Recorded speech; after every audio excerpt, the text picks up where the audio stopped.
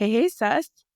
All right, I have a little bit of a hard talk to to share with you today, and I say this with love. I say this with love, but I hear it a lot from guys. As you know, we just did a Ask a Guy interview with three Christian guys, and if you haven't listened to that podcast, go back go back in the history. It's, I think, podcast 47. Go listen to me interviewing some Christian guys about relationships and sex before marriage and all that good stuff. But one of the things I hear guys say a lot is that they feel as though some of the women that they're talking to are just really entitled. And I I often think to myself, why is it that that can happen? Honestly, with the sweetest girls, with the girls that have nothing but genuine kind hearts, but they're coming across as entitled. And I think about it like for myself, when I was single, I definitely probably would have been called entitled.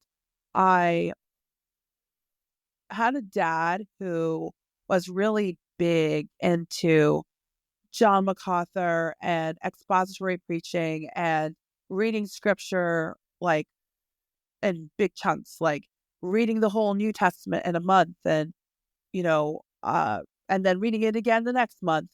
And so I had this really kind of like, I would almost say arrogant attitude where I felt like if you're not reading scripture the way I am, then I don't wanna be with you. Then you're not who I'm looking for. And I look back on that today, and it was just arrogance and ego and entitlement that I thought that if someone didn't do exactly my script, like, "You have to be this, this, and this, or else I'm not interested." And it really is pretty sad because it caused me to stay single longer and miss out on some really good interactions because I just kind of had this manual where I was like, "Well, you have to do this, this, and this, or else no, or else no." And for me, it was you have to be reading scripture and listening to John MacArthur, or else no, you know? And I would use that a lot. I would ask people, I would meet people, and I'd say, "Do you know who John MacArthur is?" And if they said no, then I just would be like, "Oh," and then I kind of wouldn't be interested. And your story may not be exactly mine, but I promise you, there's a hint of a manual and like a script that you have for the guys that you're talking to. They have to do this, this, and this, or else you're gonna bounce, you're gonna bail, you're not gonna be flirty with them, and things won't move forward. Things won't move forward. Like when we go into situations with people and we have a manual, like you have to do this and this so that I can feel this, this, and this and do this and this, it really hurts the relationship. A manual is something that we create, like it's an instruction manual. You have to perform this way. Let me give you some examples that, it might not be John MacArthur for you, but like you have to, I would say, you have to be the one to ask for my number. I'm not going to ask you for your number. You have to be the one to ask for my number. That's your manual. And you say like, if he doesn't ask me for my number, then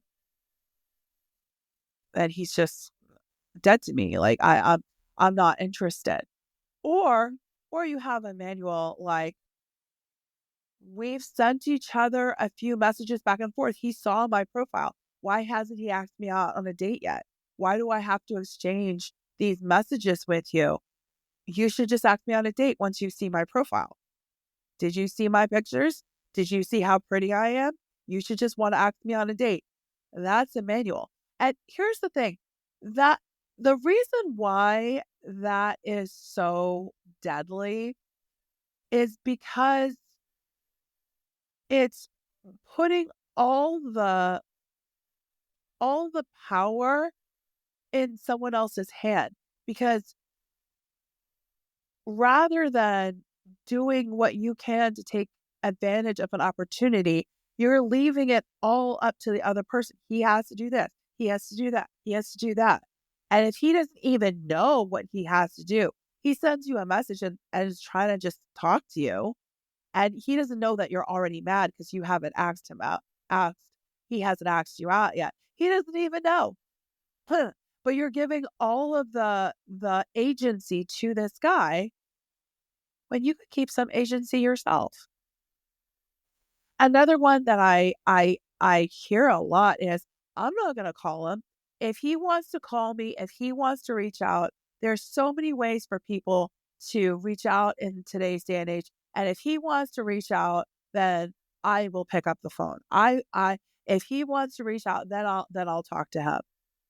And all I'm saying all I'm saying is, you're gonna miss out. You're gonna miss out on some. I know, because I missed out. You are gonna miss out on some good relationships. You might even miss out on marriage. It might take you longer to get married if you carry this entitled uh energy further. What I find is that a lot of times we put up these manuals because of our own insecurities. And it's like, if you call me, or if you ask for my number, or if you ask me on a date, then I'll be able to feel like you like me. And what I learned when I started getting coaching as a single person is, I'm amazing and everybody likes me. I just assumed that. Like, I don't need you to show me that you like me, because I know you like me. Everybody likes me. I am amazing. I am going to make you feel like I literally would walk around and tell myself, men love talking to me. I had all the evidence I needed. I didn't need to have a guy do this, then do that to prove anything to me. I already knew that men loved talking to me. And so if I was the one to say, hey, you want to grab a cup of coffee?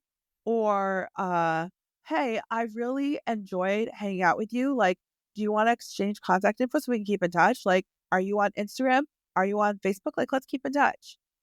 I didn't have a problem saying that because I didn't need anything else. I didn't need any more validation or assurance.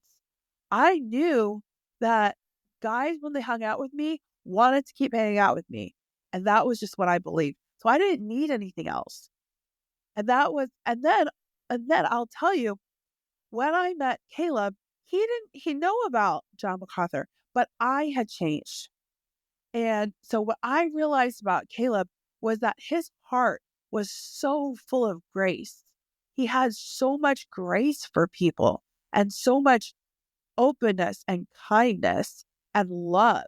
And what I saw was a heart that had been softened by God's love. And he was such a kind and compassionate man, full of grace, like giving people far more than what they deserved. I was so attracted to that. And I realized that all of my requirements and manuals, like, you have to read the Bible. He did read the Bible, but he didn't read as much as John MacArthur. And he didn't even know who John MacArthur was. But I had dropped my manuals, and I got to know someone. I got to meet someone and experience them and create memories with them and fall in love with them without like requiring them to be anything. He loved the Lord. He was a Christian. He loved people. He believed the Bible. He obeyed the Bible. He was saving sex for marriage. He was a hard worker. He was respectful of his parents. Some things that like weren't on my list before, but I had put down my list and put down my manuals. And I really just was like welcoming people in and accepting them for who they are and accepting them for what they had to give. So if you listened to this podcast, I'm like, yeah, she's right. I do that. I want you to think like entitlement isn't attractive, but it happens. It happens, especially when we've been single a long time. And we're hurting, but that's what it is. We're just being entitled. And I want you to just stop and think like these guys really don't owe you anything at this point. They're not required. They're not required to follow your manuals. And I promise you, your manuals are only going to keep you single longer. Give this a try. Give this a try. Put your manuals down. Accept someone for who they are. Stop looking towards them for validation that you can give yourself. Give yourself the validation. Give yourself the assurance. It doesn't matter what this guy says. You know who you are. So this was the tough love I have for you today. I told you today was going to be a hard one. But listen, that's what I'm here for. I'm the Christian dating coach. I'm here to give you the hard truths. I'm here to help you get out of your own way. All the women that I coach are amazing, successful, powerful women. Some of them are coaches themselves. Some of them are doctors. Some of them are lawyers. Some of them are nurses. Oh my gosh, they are so powerful. They kick butt. But sometimes we're so good at one area and we have blind spots in the other.